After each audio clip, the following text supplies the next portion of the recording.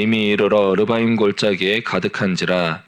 다윗이 여호와께 여쭈어 이르되 내가 블레셋 사람에게로 올라가리이까 여호와께서 그들을 내 손에 넘기시겠나이까 하니 여호와께서 다윗에게 말씀하시되 올라가라 내가 반드시 블레셋 사람을 내 손에 넘기리라 하신지라. 함께 보시겠습니다. 다윗이 바알바라심에 이르러 거기서 그들을 치고 다윗이 말하되 여호와께서 물을 흩음같이 내 앞에서 대적을 흩으셨다 하므로 그곳 이름을 바알바라심이라 부르니라. 아멘. 오늘은 제가 지난주에 고등부 수련회를 마치고 목이 아직 회복이 덜 돼가지고 음이 안 나와서 이렇게 목소리가 안 좋은 것을 좀 양해해 주시면 감사하겠습니다. 오늘 본문의 말씀은 다윗이 이제 예루살렘까지 북이스라엘까지 다 정복을 마치고 이스라엘을 완전히 통일하게 되었습니다. 이렇게 이스라엘이 통일 왕국이 되자 다윗을 중심으로 이스라엘이 점점 강성해 갈 것을 두려워한 블레셋이 그 싹을 미리 자르기 위해서 이스라엘을 침공하게 되었습니다. 이 블레셋과의 전쟁을 앞두고 다윗은 자신의 경험과 능력을 의지하지 않고 먼저 하나님께 묻습니다. 하나님, 내가 이 전쟁에 나갈까요 말까요? 나가면 승리를 하겠습니까? 지겠습니까? 이렇게 자세하게 하나님의 뜻을 묻고 이 전쟁 가운데로 하나님의 명령을 따라서 순종함으로 나아가서 큰 승리를 거두게 되는 모습이 오늘 본문의 말씀을 통해서 나타나고 있습니다. 내용 관찰입니다. 두루왕 히람은 다윗에게 누구를 보내며 그들은 어떤 일을 합니까? 11절 말씀을 보면 두루왕 히람이 다윗에게 사절들과 백향목과 목수와 석수를 보내매 그들이 다윗을 위하여 집을 지으니 라고 말씀을 하고 있습니다. 이 두루와 시돈이란 나라는 이스라엘의 북쪽 저 위쪽에 있는 나라로서 블레셋과 두루와 시돈 사이에 바로 이 이스라엘이 놓여 있는 것입니다. 그런데 이스라엘이 힘이 약했을 때는 블레셋의 통치하에 있으면서 블레셋의 영향권 아래에 있으면서 두루와 시돈도 블레셋의 통치 아래에 있었던 나라였습니다. 그런데 이스라엘이 강대하여서 힘을 얻게 되면서 두루와 시돈으로 올라가는 길이 끊기게 된 것이죠. 그래서 자연스럽게 블레셋의 통치하에서 두루와 시돈이 해방되게 된 것입니다. 마치 우리나라가 일본의 통치하에 있다가 나가사키와 히로시마에 미국이 원자폭탄을 터뜨리면서 우리나라가 자연스럽게 해방이 되었던 것처럼 마치 두루와 시돈이 그런 상황에 놓이게 된 것입니다.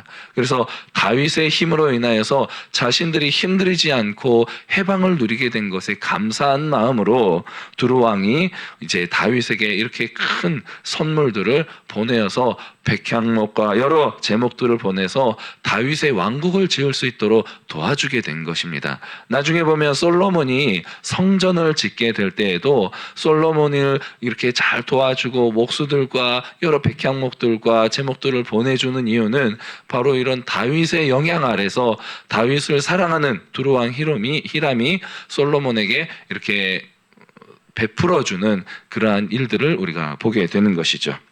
내용 관찰 2번입니다. 블레셋 사람들이 침공했을 때 다윗은 어떻게 반응합니까?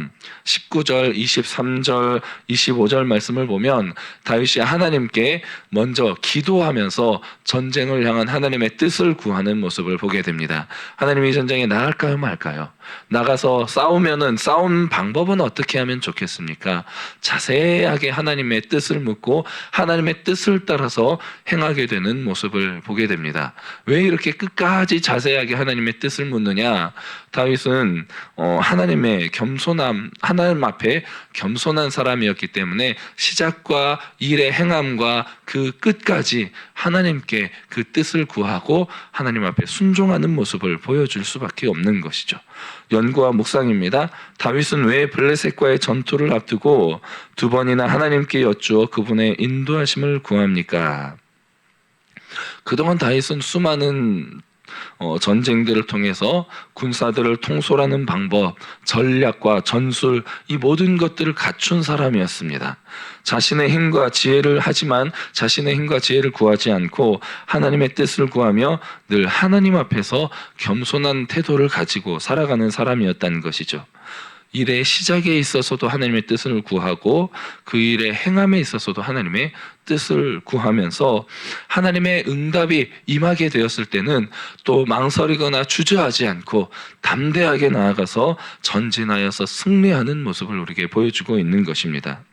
다윗은 어려서부터 목자의 삶을 살면서 자신에게 주어진 양떼를 지키기 위하여서 자신의 연약함을 생각하지 않고 함께 하시는 하나님의 능력을 의지하며 하나님의 큰 승리를 맛보며 경험하며 살았던 다윗입니다. 또 골리앗 앞에 나아가서 싸울 때도 마찬가지였죠.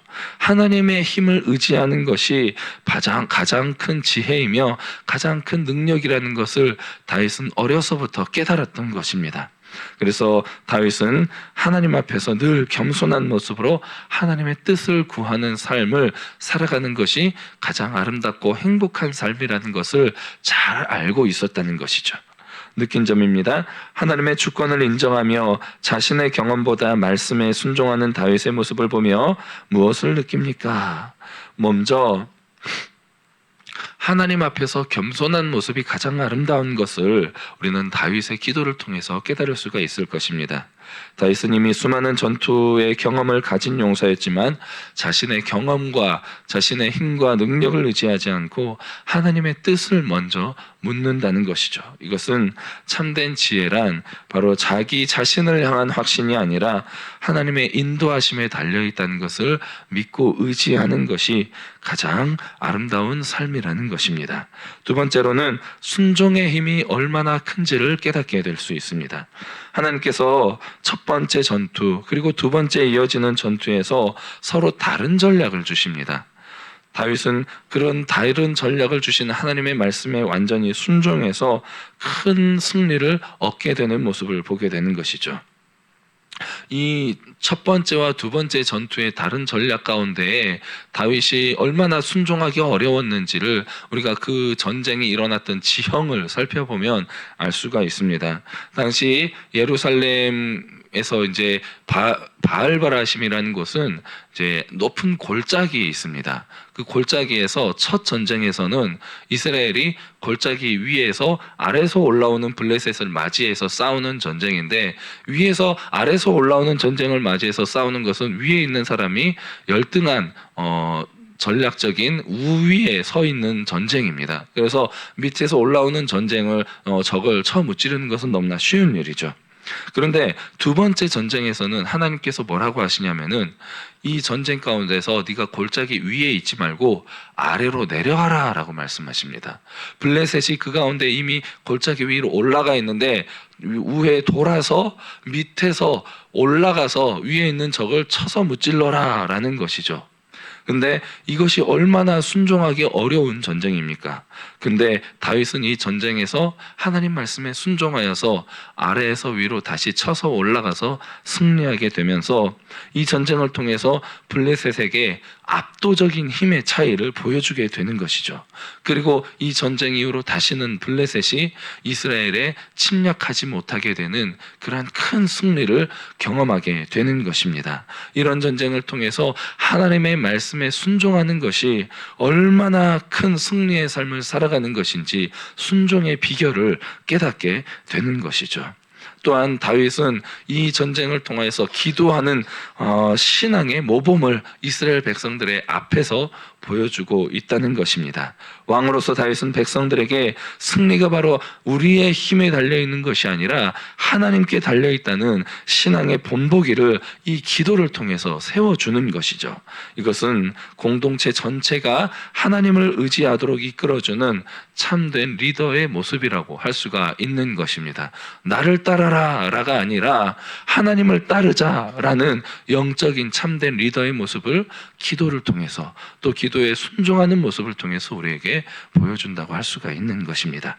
적용입니다. 내 경험과 판단을 앞세워 하나님의 인도하심을 구하지 않은 때는 언제입니까? 우리는 내가 성공했다 여길 때 하나님을 의지하지 않고 하나님을 버리고 이제는 내 힘을 의지하게 될 때가 참 많습니다. 또 우리가 평안하다 안전하다 여길 때 이제는 더 이상 하나님의 도우심이 필요 없다고 여기며 자신의 안락함 속에서 자기 욕심을 따라 살아가게 될 때가 얼마나 많은지 모릅니다. 또 더불어서 내 주변에 사람이 많아질 때 내 인덕이 쌓여서 사람이 많아졌다고 착각하면서 이 사람들을 내 뜻대로 움직이고 조종하려고 할 때가 얼마나 많습니까? 우리는 늘 하나님 앞에서 겸손함으로 살아가야 할 줄로 믿습니다. 결단입니다. 하나님의 주권을 인정하는 사람으로서 말씀에 순종하기 위해 나는 무엇을 실천하겠습니까? 먼저 내 마음을 먼저 점검해 보시면 좋겠습니다. 하나님 앞에서 교만한 모습으로 내가 높아진 모습으로 살아가고 있는 부분은 어떤 것이 있는가? 하나님께 기도하고 하나님의 뜻을 구하지 못하고 내 마음대로 내 뜻대로 행하고 결정하는 일들이 얼마나 많은지를 우리가 돌아보면서 하나님 앞에서 내려놓아야 할 부분들을 하나하나 점검해 보시기 바랍니다. 두 번째로는 외적인 점검이 필요할 것입니다.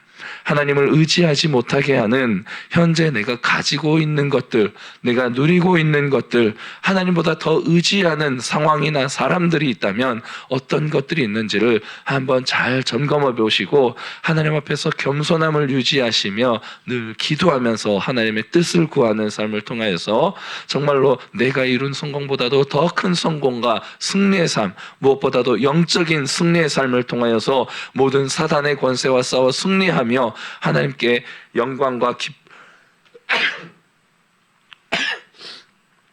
하나님께 영광과 기쁨이 되시는 오늘 하루도 복되고 아름다운 귀한 승리의 삶, 또 명절을 잘 보내시기를 주님의 이름으로 간절히 축복합니다.